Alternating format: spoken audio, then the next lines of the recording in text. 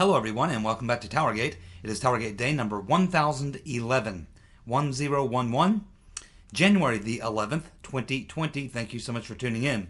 Okay, let's go ahead and get to the news of the day. Alrighty, well, it looks like the Iranians are still denying that they shot down the Ukrainian airliner, despite the fact that there's overwhelming evidence that they did.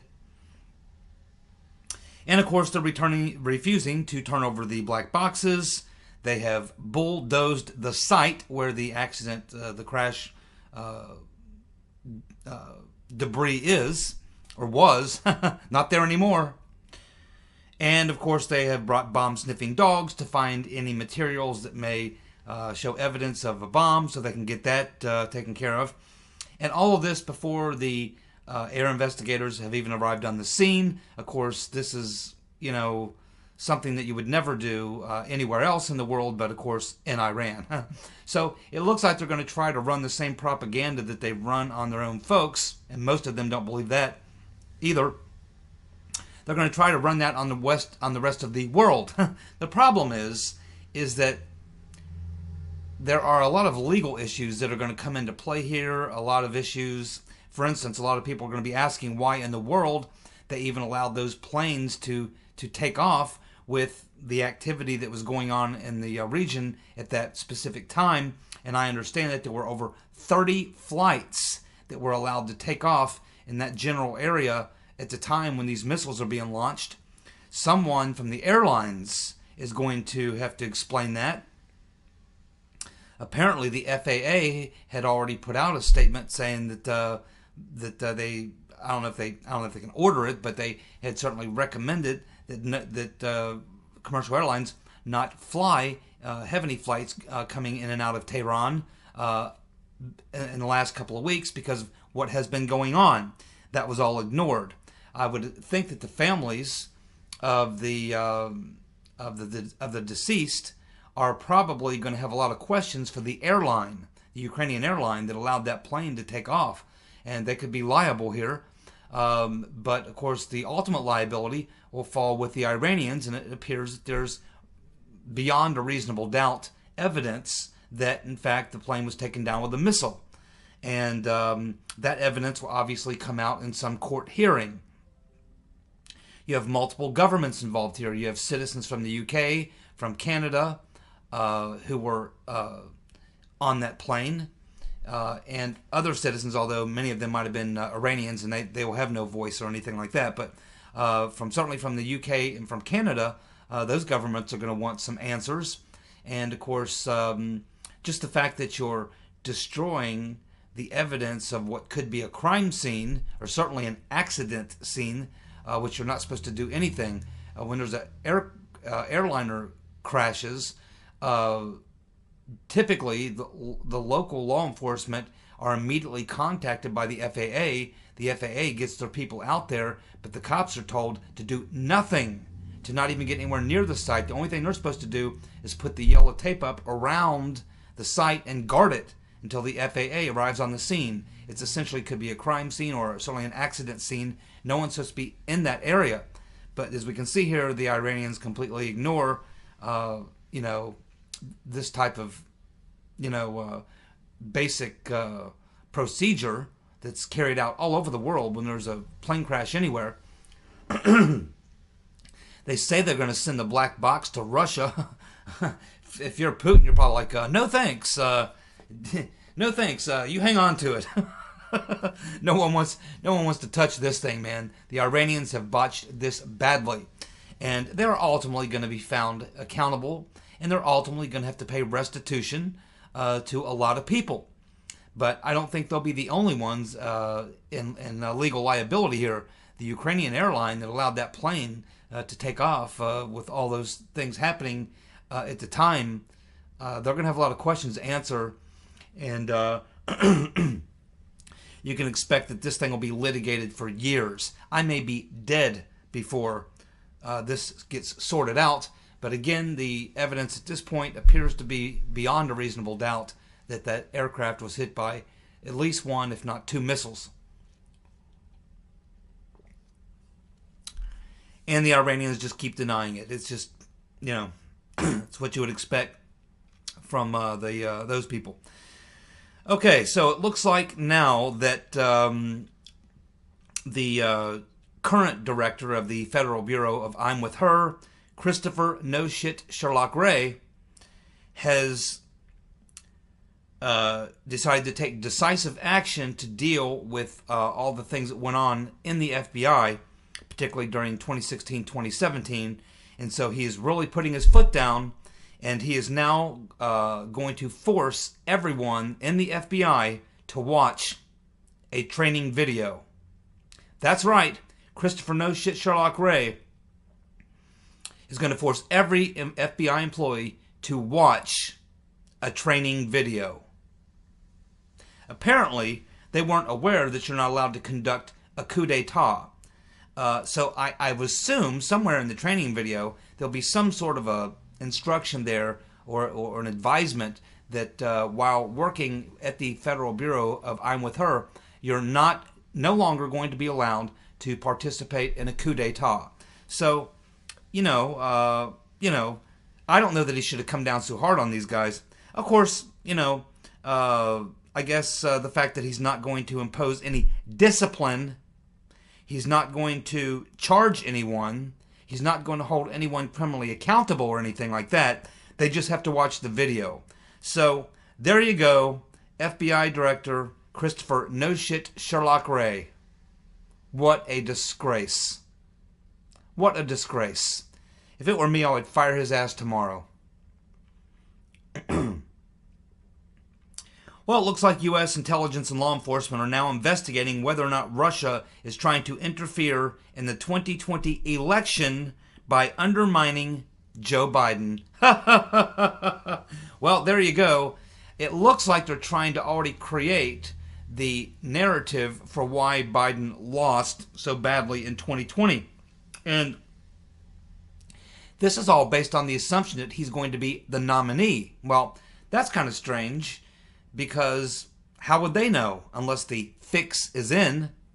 How would the Democrats know it's going to be Biden unless the fix is in? Because right now, I know they keep showing these national polls showing that Biden is the front runner, but when you look at the polls in the primary states, the individual primary states that they're focusing on right now, the early primary states, he's not winning anything.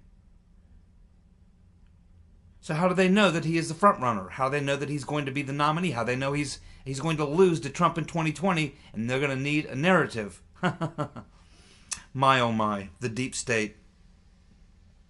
Going to have to drain the swamp at some point. I don't know exactly how you go about doing it at this point, but hopefully Trump has a plan. Maybe that happens after he gets reelected.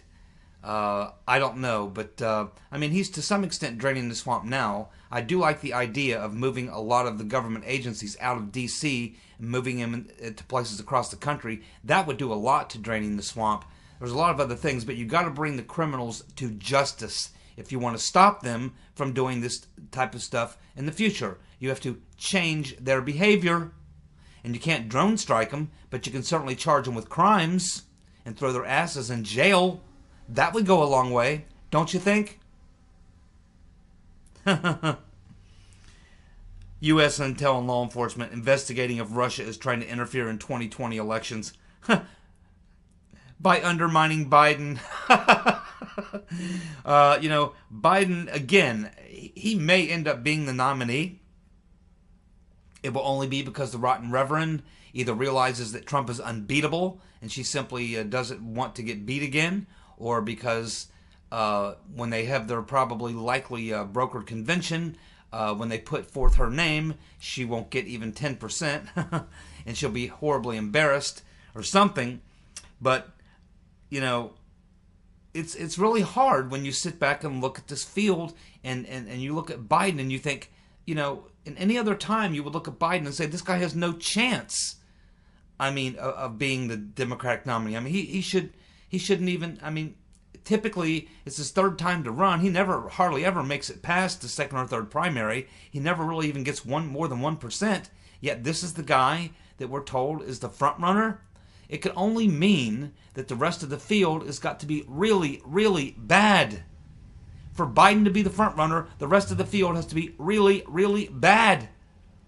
And, you know,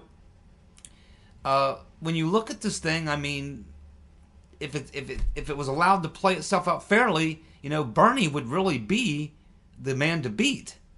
I mean, he got 40% of the vote in the Democratic primaries, and that's being cheated. He still got 40% to Clinton's 60%. If it was a fair primary, he might have beat her or made it awfully damn close. And I would say, even as bad as the rotten Reverend Clinton is, she was a far better candidate than Quid Pro Quo Joe. You know, I think if this is a fair primary and they don't, and there's not a lot of you know, tricky stuff going on, which there will be, I would think that Bernie would be the guy. I mean, if I had to actually put my money on somebody today, other than the sort of the rotten Reverend trying to, you know, somehow pull off some sort of a plot to get herself in there, other than that, I would have to say that Bernie is got to be your front runner. He has the ability to continue raising money. He's still polling in the top 3 in most of the primary states. He had 40% of the Democratic Party in 2016. He appeals a lot to the progressives. He does have some crossover appeal. I mean, I don't think. I mean, he's nuts. But I mean, so is Biden. He's old, but so is Biden. I mean, Bernie's probably in better physical health than Biden is. At least he's not, you know, showing signs of dementia. We'll have to see. I mean, it's just hard to say when you have. I mean, when you have a field this bad, it's just hard to pick. But the idea that already the Russians would be involving themselves in the election to undermine Biden. I mean, if you're the damn Russians, you're probably analyzing this the same way everyone else is. They're probably laughing, look at Biden and go, oh my God, Biden is, no. Why would they waste their time on Biden? No one really believes this guy's going to make it. And if he does, it will only be because there was some cheating going on or because the rest of the field is just that freaking bad. I mean, you don't have to help Trump in 2020 to beat Biden. Trump doesn't need any help beating Biden in 2020. Biden will beat himself. It's just unbelievable. Well, it looks like Judicial Watch has just received 37 more pages of Rotten Reverend Clinton emails from her private server. And of course, these 37 pages of emails show more. That the Rotten Reverend Clinton used her private server to send and receive State Department business-related emails, most of which are classified. So, there you go. More evidence of crimes by the Rotten Reverend. And it just seems to, you know, nobody seems to be interested. Except for Judicial Watch and maybe Peter Schweitzer and a few other people, but no one at the Department of Justice is interested in the Rotten Reverend Clinton's illegal private server, which obviously had thousands and thousands of classified emails on it, business-related State Department emails on her private server, illegal in itself. My goodness, it's just it's hard. You know, it's hard to rationalize these things. Well, what do we have here? It looks like. Excuse me. It looks like John Huber's investigation is over. He hasn't sent the official notice to the Department of Justice yet, but we're hearing it being reported that John Huber, has ended his investigation, and he's found no evidence to support further investigation into the Rotten Reverend Clinton's private email server, handling of emails, or her dealings with Uranium One or the Clinton Foundation. All 4 of those things, he found really nothing there. Imagine that. Of course, he never ever actually impaneled a grand jury, even though he could have. He never actually interviewed any of the key figures in any of these crimes. And of course, the whistleblowers who had information for him, which they sent to him 3 times, his office lost that information. They can't seem to figure out where it's at. So basically, that is apparently the end of the Huber investigation, and it looks like the Rotten Reverend Clinton is going to walk free again. Now, many of you are probably wondering why, And now you know why I never really talk about the Huber investigation other than for sarcasm or ridicule, because I never believed that Huber was actually doing an investigation. I always thought from the very day one that the Crimson Tide elf, Jeff Sessions, only name dropped Huber and said that he had given Huber this assignment. I thought Sessions only did that to draw heat away from himself, because if you remember, he was under all kinds of pressure at that time to investigate the Rotten Reverend Clinton, as we were learning more about her illegal private email server and the classified emails that were on it, all the things that she did that were of a corrupt and criminal nature. And of course, it was James Comey who read off the list of offenses that she committed before saying that no reasonable prosecutor would choose to indict. So yeah, I think Sessions, of course, Uranium One was being talked about a lot then, the Clinton Foundation, and these are all things that Huber was supposed to be looking at. Of course, I did a deep dive on Huber back at that time, determined he was total deep state all the way, part of the good old boy network at the DOJ, and that he would do what the DOJ does, which is cover up the crimes that they commit and those of their friends. And quite honestly, Huber is quite familiar probably with the Clinton body count, and he probably didn't want to show up in that prestigious list. So there you go.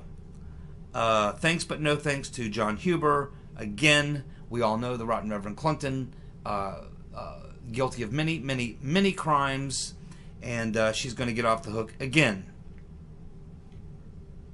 Hopefully, Mr. Durham and his investigation, and hopefully Barr and Durham are not the same type of people Huber is. We'll just have to wait and see. But I'm guessing that Durham is not going to pull that kind of a stunt. I think if he finds crimes, he'll prosecute them. That's my opinion. I could be wrong. But I wasn't wrong on Huber. I thought from day one that the whole John Huber investigation of the Rotten Reverend, Uranium One, and all the rest was a hoax. And I never really believed any of it. So there you go. Looks like I've been proven right on that point. And please, folks down in Alabama, do not elect Jeff Sessions as your next senator. There's got to be somebody better. Please. Well, what do we have here? It looks like Cheryl Atkinson is suing Rod Rodenstein and 5 others, including Sean Henry, for spying on her. Now, this has been going on for a very long time. It goes back to 2011, actually, and it all happened when Cheryl Atkinson began investigating the Fast and Furious scandal. And at that time, she discovered some unusual activity on her computer, and she hired a forensic expert to come in, and that forensic expert determined that she had keylogging and spyware software installed on her computer, and it appeared to be government spyware programs. Programs used by the U.S. government when they're conducting surveillance on someone's computer. So she began a long process, the legal process, to try to hold them accountable.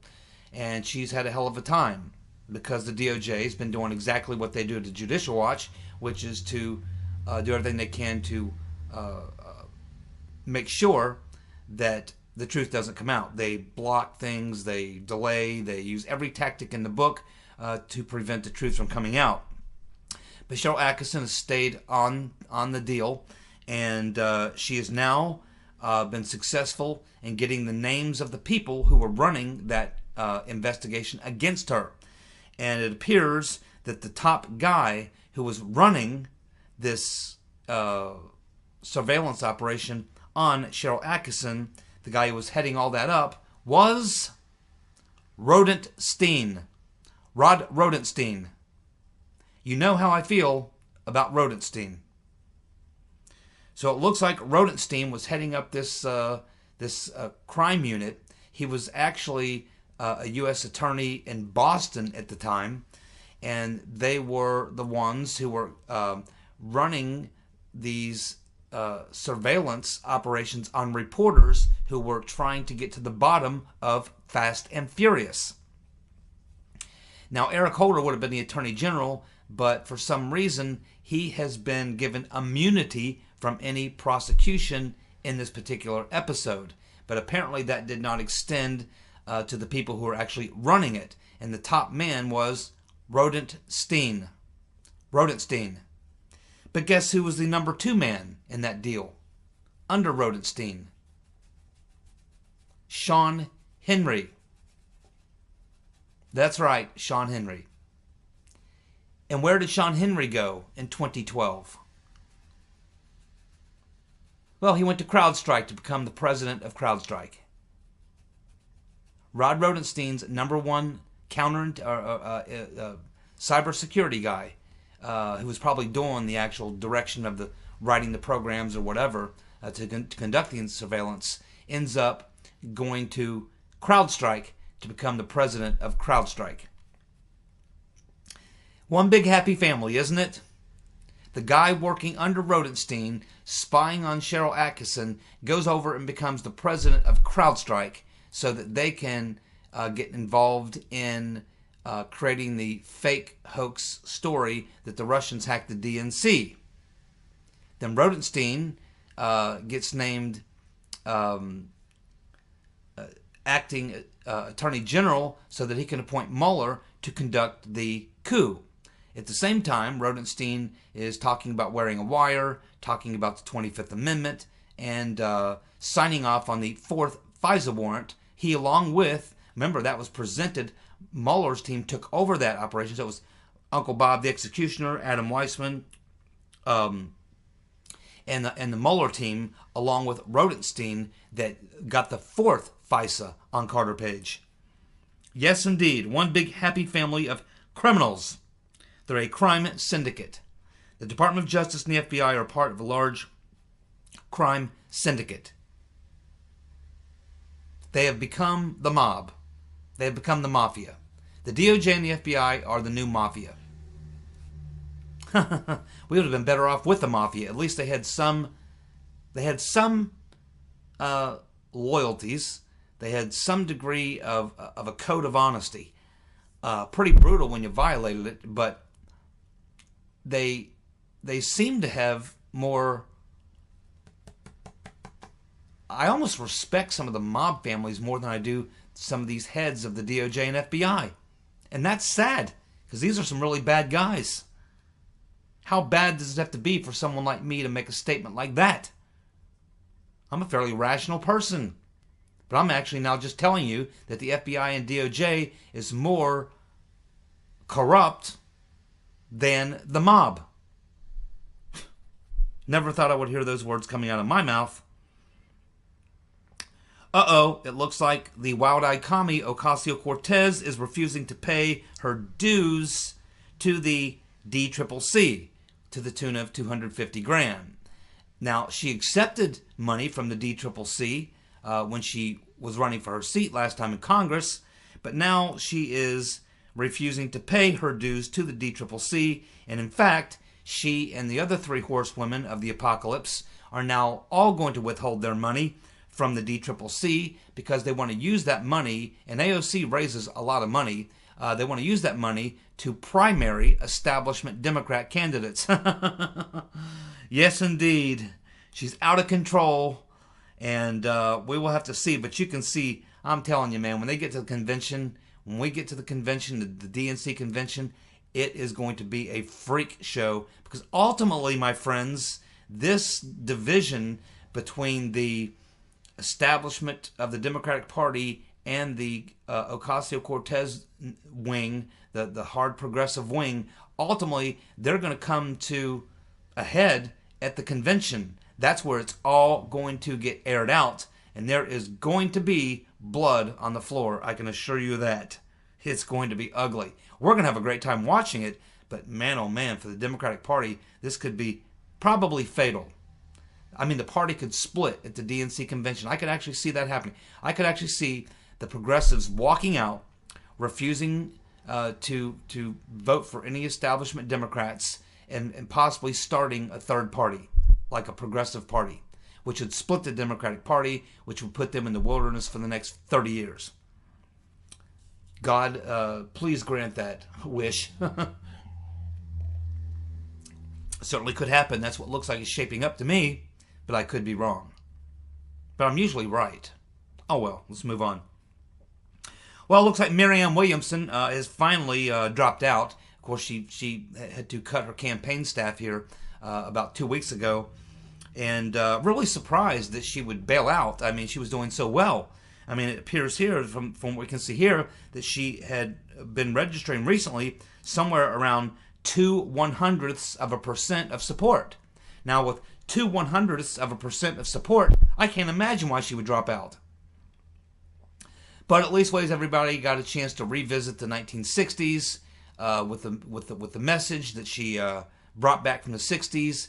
And I guess you could say that Marianne Williamson, she turned on, she tuned in, and she now has dropped out. Timothy Leary would be proud. Now she can go drop some Sid, break out her crystals, and try for 2020 or 2024.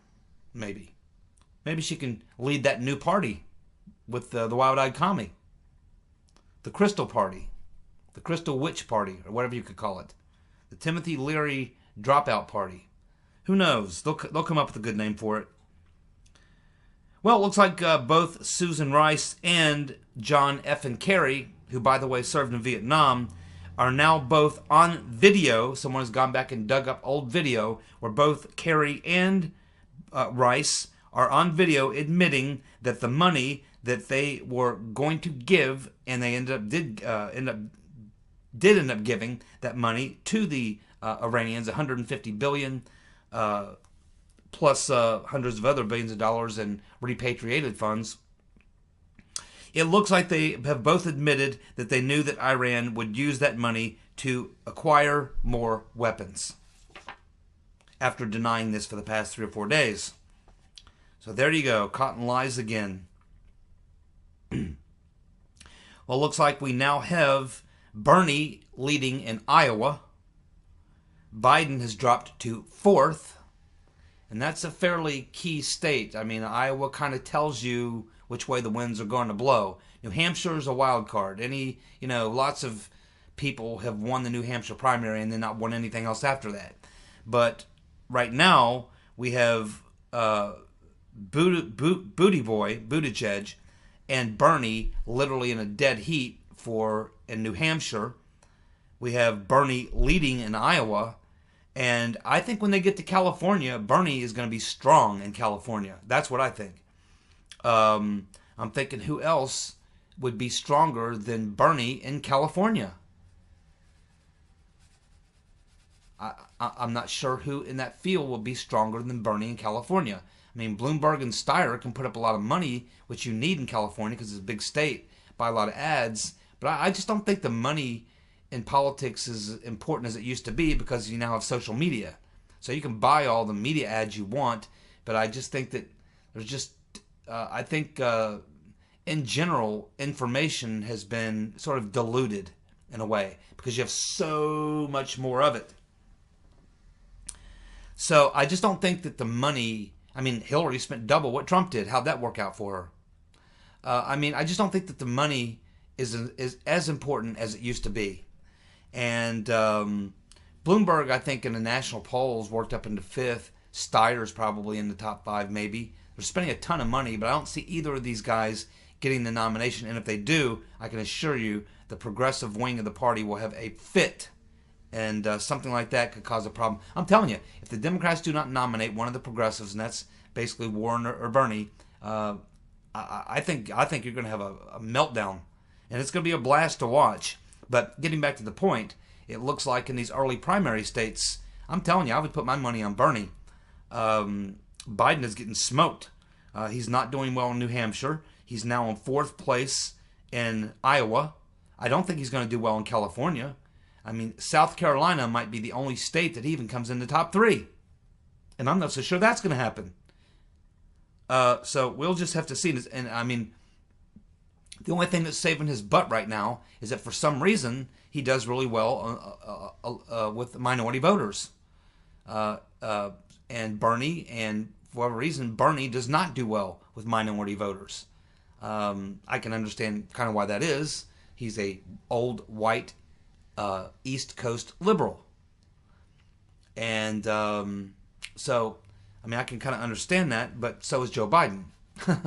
So, but I mean, he was Obama's VP, so maybe that helps him. So there's something going on there. But even when Bernie was running against Hillary, he got smoked in the South. He did great in the upper Midwest, the East Coast, and the Northwest. He even did well in California. But for some reason, Bernie just does not go over in the South. And I don't know what the issue is, and he doesn't appear to be even trying to tackle that issue. Maybe he doesn't think it's important. Because of the way the primary states roll out, maybe he feels that by the time you get into them southern states and the primaries, it's pretty much over. I mean, Super Tuesday pretty much decides it. You might have two people battling it out beyond that, but you don't generally have more than that. But I think we're going to see that this time around. I think we're going to see that after Super Tuesday, nothing is decided. And I think that's where Bernie could be hurt and where Biden could probably do better. Because then you're going to get all them states that Bernie doesn't pay attention to. So maybe that's Biden's strategy, is to accept that he is not going to run away with it and that Super Tuesday isn't going to decide it, that it's going to be decided on the next big election day, which is in March. And he's probably counting on superdelegates. So this is the only strategy I can see by which I think Biden can pull this off. But it's going to be hairy, and if Biden does win, you're going to see a big split in the Democratic Party at the convention. They're going to raise hell. I think they'll walk out, refuse to vote for Biden. I think you're going to see, crazy things going on, and we'll just have to wait and see. It's going to be so much fun to watch. Looks like Madam Botox is now caved in, and she is going to send the articles over no later than Wednesday. Well, I mean, that's fine, but I thought that McConnell just yesterday said he signed on to Josh Hawley's plan to have a vote on Monday, and if the articles weren't there by Monday, they were going to have a vote, and 51 votes would end it and dismiss the trial. So, who knows? Who knows? I'm just reporting the news. Don't ask me to explain it. I can explain some things, but some things are just non-explainable. Like this. It doesn't make any sense. Why would Pelosi deliver the articles on Wednesday if she's been advised that on Monday, that if the articles aren't there, they're going to have a vote to dismiss, and they only need 51 votes. They would likely get them, and that would end it. Doesn't make a lot of sense, but that's what's being reported. It's kind of funny.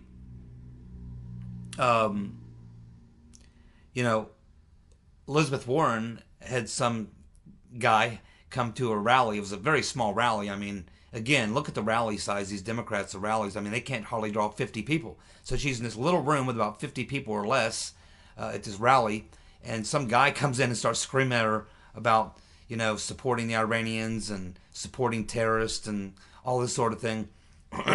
Made quite a scene. She didn't respond very well to it, and I think you're going to see a lot more of this. I think there's a lot more people out there feeling the same thing.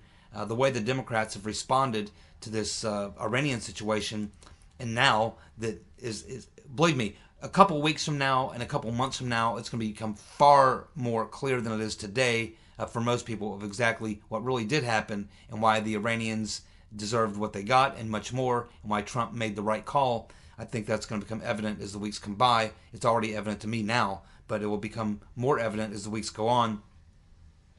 But we also have Warren out there saying that we should be worried about World War III. Well, that just shows you that this woman's not qualified to be president. There's not going to be a World War III. Okay, world wars are done. They're over, at least ways for the foreseeable future. World War II ended with us dropping 2 atomic bombs. That sent a message to the future of the world that we can no longer have world wars, because now they involve nukes. And nukes ruin it for everybody. No one wins the nuclear war. I don't think we'll ever see another world war. Not as long as I live, and not in the foreseeable future. Warren is simply nuts. Thanks so much for tuning in. I'll be back tomorrow with more TowerGate. See ya. Bye.